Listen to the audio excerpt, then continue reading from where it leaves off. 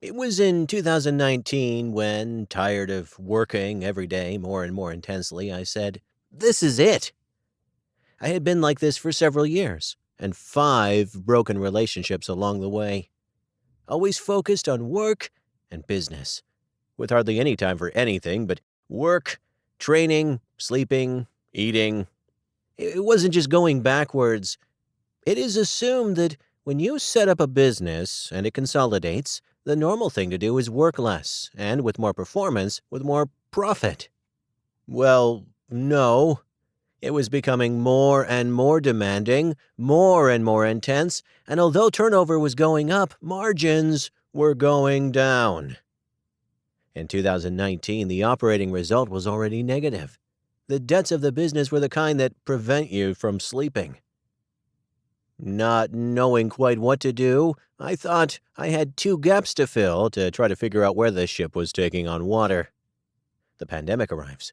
I spend the extra time reading more, everything I could find on Amazon or other avenues related to those 2 topics. Gradually, the picture became clearer.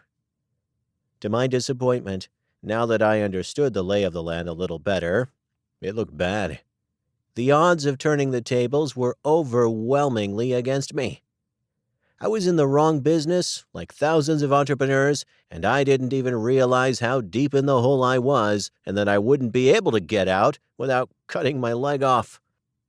I continued my education, taxation, business valuations, financial markets, banking, and accounting. I started to apply that knowledge. I started investing in alternatives outside my own business. It worked. February 2021. My life changed forever. Since then, now backed by indisputable results, I have not stopped trying to pass on what I know, much or little, to those around me. I have had no qualms about openly showing my successes and my screw-ups. I have decided to show what I have done always to whoever has politely asked me. I explain why I do it and what I do it for, my reasons and my objectives.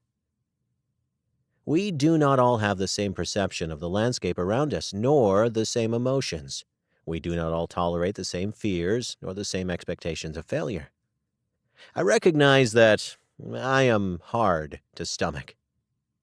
Since 2004 with my business, without lowering the intensity of the day-to-day, where sometimes I come out on top and other times I get my ass kicked, I did investments in personnel, R&D, training employees, opening other countries, sometimes good and sometimes bad, but without letting up. Maybe, without realizing it, I have learned to win and to lose. Now the kicks and the balls don't hurt so much. I think it was time to get it down in writing.